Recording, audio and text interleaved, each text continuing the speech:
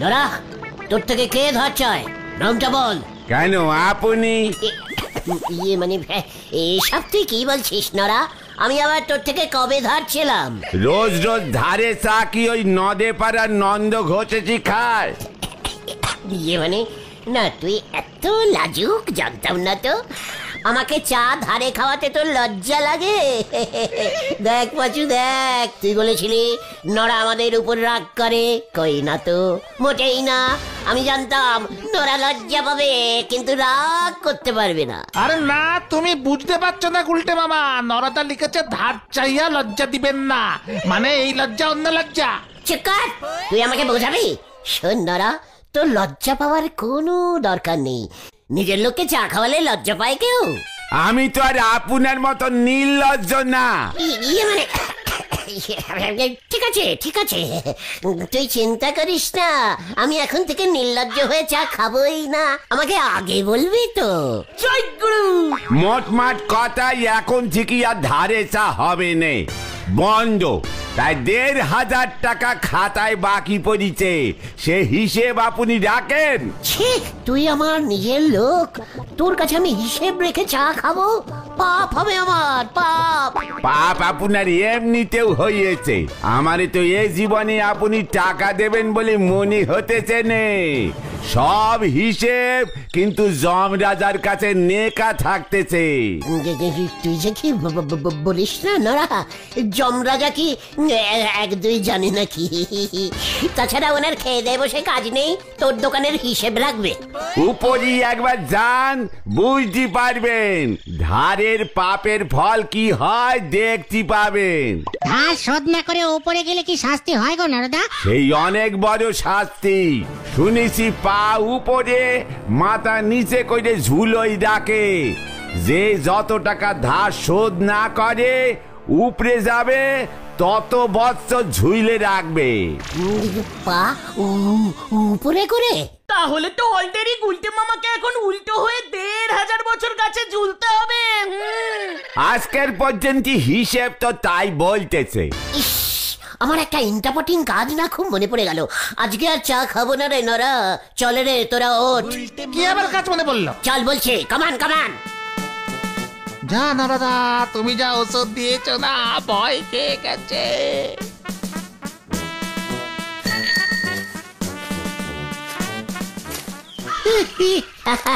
নরা ভাবলো আমি বোধহয় ভয় খেয়ে গেছি। তাহলে তুমি উঠে চলে আসলে কেন?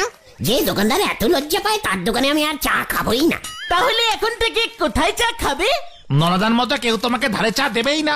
দরকার নেই, কোনো দোকানে চা খাবো না। তাহলে কোথায় খাবে? পেয়ে গেছি, পেয়ে গেছি, চালিয়ে আয়। যা রে পাঁচু। কেমন আছেন চিত্তদা? কতদিন পর দেখলাম। কেন তোর লগে তো কাল খেয়ে দেখা হইলো কেরোসিন তেলের লাইনে। ইয়ে মানে বলছিলাম, কতদিন পর আপনাকে আপনার বাড়িতে বসে থাকতে দেখলাম। রাস্তা দিয়ে যাচ্ছিলাম, হঠাৎ দেখলাম চিত্তদানা কি সুন্দর উঠোনে বসে আছে। তবে মতলবটা কি ক দেখি? কোন চান্দা আমি দিব না। কি না, চাঁদা না, চা চা। কি কইতে চাস তুই? বলছিলাম বাড়িতে চিঠি এলে খালি মুখে ফেরাবেন, অন্তত 1 কাপ দুধ চা। কে আইলে চা দিমু? এই অতিথি, অতিথি। তোরা হইলে গিয়া অতিথি? হ্যাঁ, তবে চা খাওয়াইতে হইব? আগে নয়তো পাপ হয় চিত্তদা। আপনার যা বয়স, এই বয়সে উল্টো করে গাছে ঝুলে থাকতে পারবেন না, খুব কষ্ট হবে। তিথি মানে অতিথি মানে ওই আর কি, মানে হলো গিয়ে ইয়ে মানে কি যেন হয় রে পাচু? এই নারায়ণ, নারায়ণ, ভগবান, ভগবান। হ্যাঁ, আমরা এখন ভগবান নারায়ণ, চা দিতে হয়। তাই বুঝি? তুই আইলে চা দিতে হয়। পারুলের মা, ঘর থেকে ঝাঁটাটা লইয়া আসো তো, অতিথি সেবা করুম। এই গুলটে মামা, চলো চলো চলো। ইয়ে মানে থাক, আমরা তো আপনার নিজের লোক, কোনো তিথি না। আসি হ্যাঁ চিত্তদা, পরে এসে চা খাবো। চল রে, ওদিকে কত কাজ পড়ে আছে, আশ্চর্য। উসবুক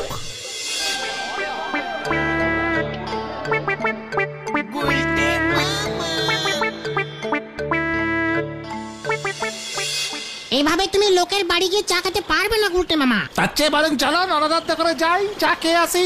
নরাদা আমাদের চা না দিয়ে পারবেই না। বলছিস? হ্যাঁ বলছি। সে মরবার পর যমরাজ গাছে ঝুলিয়ে রাখলে রাখবে। ইয়ে মানে তোরা যা, আমাকে এক্ষুনি বাড়ি ফিরতে হবে রে। নরদার ওষুধে ভালোই কাজ দিয়েছে রে। পুরো করা ডোজ।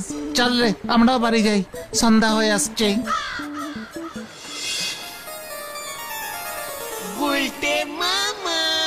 কি মুশকিল মে পড় গিয়া রে বাবা। এই চা না খেলে আমার ঠিক মতো খিদেও পায় না তো। এই দিনটা ঠিক মতো করতে পারলাম না। নড়া আমাকে ঢপ পারলো না তো। যমরাজের কাছে আমার ধারের খবর পৌঁছবে কেমন করে কে জানে।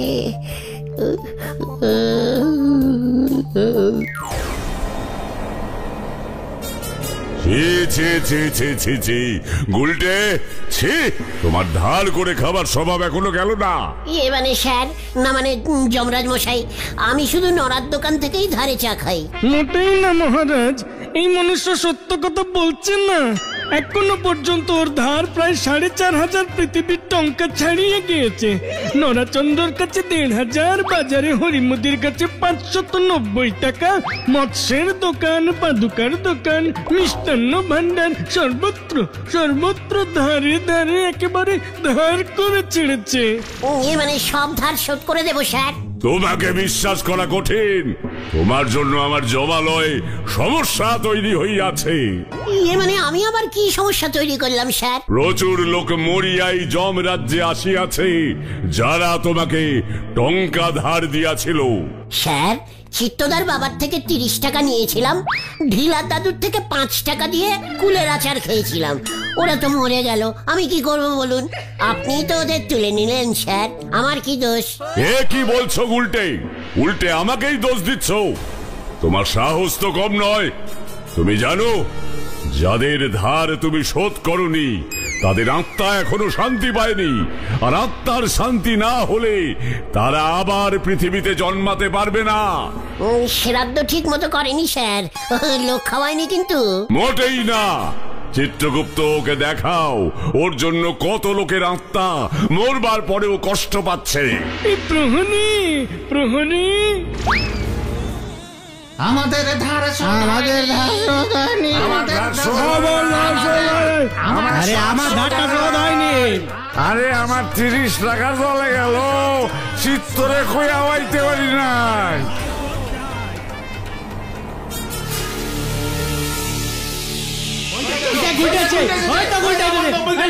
আমার 300 টাকা নিয়েছে। আমাদের আত্মার শান্তি কর। একই ক্যালটা বুলাস কেসে ভাই। এই আপনি দেখছি পুরো আমার শ্বশুর মশাইয়ের মতো পাক্কা ধরিবাজ। তাড়াতাড়ি চলুন, তাড়াতাড়ি।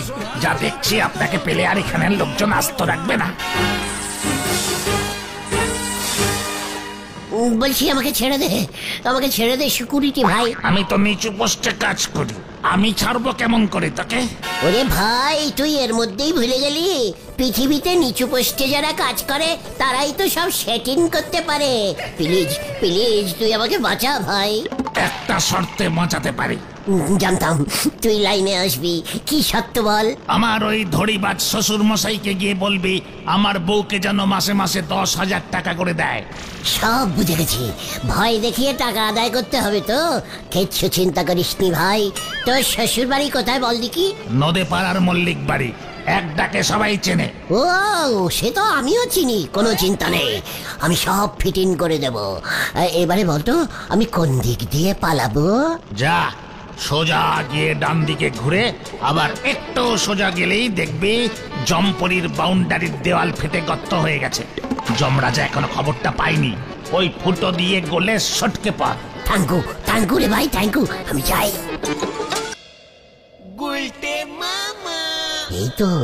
এই তো দেয়াল ফাটা। এখানেও দেখছি কন্ট্রাক্টররা সিমেন্টে ভেজাল মিশিয়েছে, এর মধ্যেই দেয়াল। একি শ্যামলিদি, তুমি? ওমা গুলটে না, তুই এখানে কবে মরলি? মানে আমি মরিনি, জ্যান্ত চলে এসেছি। যমরাজার সঙ্গে একটা ইন্টারপাটিং কাজ ছিল, ওই আর কি। এই তো এখন চলে যাচ্ছে। কতদিন পর পাড়ার লোককে দেখলাম রে, তোদের কথা কত মনে পড়ে। 2 দিনের জ্বরে হঠাৎ করে তুমি এভাবে উপরে চলে এলে। এখন আমাকে কেউ আর চা খাওয়ায় না। তুমি তো গেলেই চা করে দিতে। হলদরদা খিটমিট করতো, তবু তুমি শুনতে না। থাক, তোদের হলধরদার নাম আমার সামনে উচ্চারণ করবি না। দেখি কেন? হলদরদা তো তোমাকে কত ভালোবাসতো।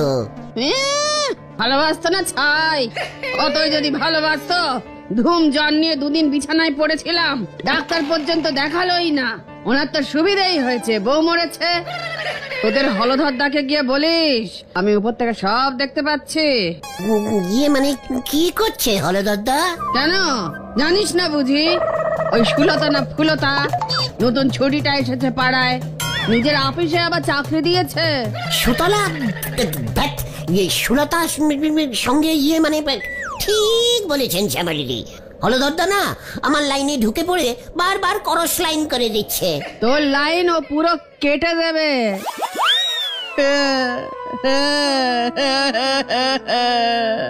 জানিস আমার বিয়ের গয়নাগুলো ওই মেয়েটাকে দিয়ে দিয়েছে। বলছো কি? এত দূরে যে গেছে? হ্যাঁ, তোদের হলধরদাকে গিয়ে বলিস বয়স তো কম হলো না, এখানে আসবার দিন ঘনিয়ে আসছে, আসুক একবার, তারপর ওর মজা দেখাবো। আর শোন, তুই যে আমার থেকে বিশ্বকর্মা পুজোয় ঘুড়ি সুতো কিনবি বলে 40 টাকা নিয়েছিলি, এটা দিলি না তো? মানে দিয়ে দেবো, খুচরো নেই তো। এখন তো সব বড় নোট। যমরাজা 700 টাকা পেতো, সেইটা দিয়ে চলে গেলাম। আমি এখন আসি। হ্যাঁ, তুমি চিন্তা করো না, আমি হলদরদাকে টাইট দিয়ে দেবো। দেখ যদি কিছু করতে পারিস। আমি গেলাম। হ্যাঁ, ওরে বাবা রে, ও বাবা গো, ও বাবা, কোমরের কন্টিলিভারের স্ক্রুপটা কোনে হচ্ছে গেছে, আবার ঢিলা হয়ে গেছে। হলদরদা আমাকে করস লাইন করে দিচ্ছে। এটা কি নতুন খবর নাকি? আজকে তুমি হঠাৎ করে খেপে গেলে কেন? তা বলে শ্যামলিদির সোনার গয়নাগুলি দিয়ে দেবে সুতলাকে? গয়না পেলে সুতলা আর আমার সাইডে আসবে? আরে তোমাকে এসব কে বললো? মানে না, মানে আমার কাছে সব খবর থাকে, বুঝেছিস? এত টেনশন, তাও চা খেতে পারছে না। এই চলো না গুলটে মামা, আমরা গেলে নরদা ঠিক চা দেবে। না, আমি ধারের টাকা শোধ না করে আর ওর দোকানের চা মুখে তুলবো না। যমরাজার ভয় খেয়েছে। চুপ কর ঘটা, আমার একটা পিস্টি আছে, বুঝেছিস? মনে রাখবি। আরে দূর, 1500 টাকার উপর বাকি পড়ে গেছে, অত টাকা তুমি একসঙ্গে কোথায় পাবে? গুলটে মামার মনে হয় বাকি জীবনটা চা না খেয়েই কাটিয়ে দিতে হবে। এই তুমি নরদার দোকানে চলো না, আমরা চা খাবো, তুমি এমনি বসে থাকবে। আমাদের চা খাওয়া দেখবে। ঘটা,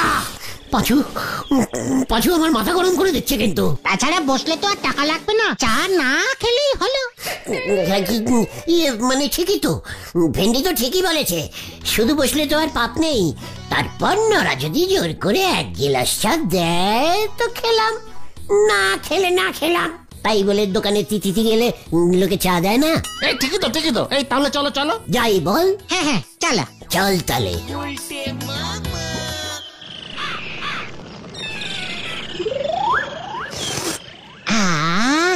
আজকে চাটা যা করা হয়েছে না। কড়া চা খাওয়া ভালো না, হার্টে সুগার হয়। আঙুর ফল টক। ঘটা, এই শান্তি, এই নরদা, গুলটে মামাকে 1 গ্লাস চা ফ্রিতে দেবে নাকি? এতক্ষণ বসি থাকলি পারি তো 9 জন ভিকিরিরেও খেতে দেয়। পাঁচু আমাকে ভিকিরি বললো।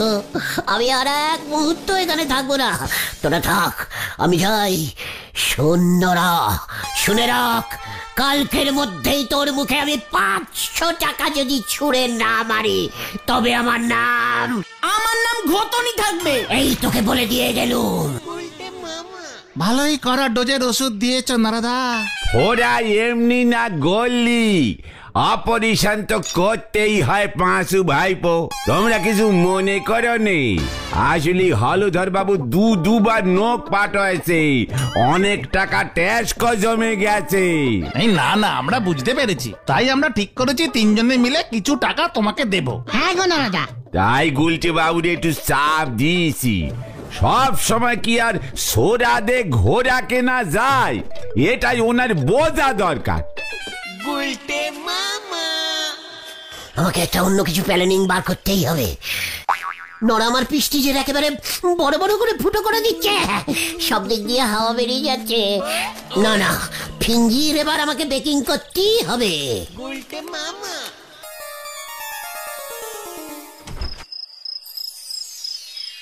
সুলতাকে এই হাতটা খুব মানাবে। শ্যামলী তো আর দেখতে আসছে না। আমি সব দেখছি। ছি ছি ছি ছি ছি, লজ্জার মাথা চিবিয়ে খাচ্ছে গো। কি? হ্যাঁ, কে কে কে তুমি? আমাকে তো এখন চিনবেই না, খালি সুত সুলতা। মরেছি এখনো বছর পাঁচেকও হয়নি গো, এরই মধ্যে তুমি। শ্যামলী, তুমি? কেন গো, তুমি কি ভেবেছো আমি টের পাবো না? তুমি এত নির্লজ্জ হয়ে গেছো। ধরো, তোমার ব্যবস্থা আমি করছি, দাঁড়াও। নিজের চোখে দেখে গেল। শোনো শোনো, কি ব্যবস্থা করবে তুমি? ওই সুতলাই মানে সুলতার ঘাড় মটকাবো, তোমার ঘাট থেকে ওকে নামিয়ে ছাড়বো আমি। কি না, এমন করো না। তুমি মরবার পর আমার তো সত্যি বলছি খুব ফাঁকা ফাঁকা লাগে। আর তাই সেই ফাঁকে তুমি সুলতাকে ঢুকিয়েছো। আমি এক্ষুনি যাচ্ছি, দাঁড়াও। ওকে আমি দেখো কি করি। কি না, আমি তাহলে খুনের দায় পড়ে যাব শ্যামলী। মরে গিয়েও তুমি আমাকে শান্তি দেবে না। শান্তি চাইলে এক্ষুনি আমাকে 1,500 টাকা দাও। 1,500? মরে গিয়েও দেখছি তোমার স্বভাব বদলায়নি। ব্ল্যাকমেল করে করে কম টাকা তো নাওনি শ্যামলী। তুমি দেবে নাকি আমি? না না না না, দিচ্ছি দিচ্ছি।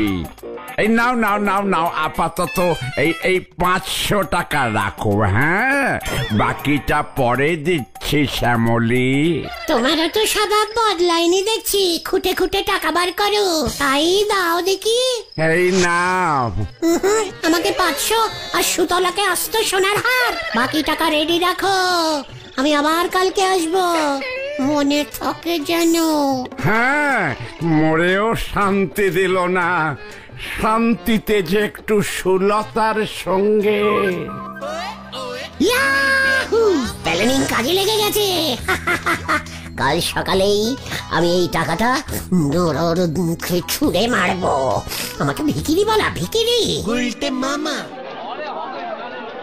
এই নেন হলদার বাবু, এই ট্যাক্সকোর টাকা 500 টাকা দিয়েছি, কাল বাকিটা দেবো, একটু নিকে রাখেন। তাই দে, না দিলে তো আর তোরা সরকারকে ট্যাক্স দিবি না। কি আবার কি হয়ে যাচ্ছে? নোটটা কেমন চেনা চেনা লাগছে। সে 500 টাকার নোট কি আলাদা হবে? সবই তো একই রকম দেখছি। এই তো নোটটার উপর পেন্সিল দিয়ে টুনির মা লেখা। না না, এটা তো আমি দেখেছি। একে এই নোটটা তুই কোথায় পেলি নড়া? কে দিয়েছে তোকে? আগে সকালে এসে গুলজি বাবু দিলেন, যে আমাদের বললেন। দেখ দেখ, তোরা নড়ার মুখের উপরে টাকা ছুড়ে দিয়ে এসেছি। তা বলে তুমি এইভাবে টাকা জোগাড় করবে? ধরা খেলে না। কে ধরবে? হলদরদা নিজেই কেস খেয়ে বসে আছে। ওই দেখো গুলটে মামা। ওই যে ধর ওটাকে। এই গুলটে বাবা পালাও! এগিয়ে, এই বুঝলো কেমন করে? পালাই রে! বাঁচাও, বাঁচাইয়ে বাঁচাইয়ে! এ কি হলো রে? কেস ঘুরে গেছে রে! ও বাবা! ওরে বাবা রে!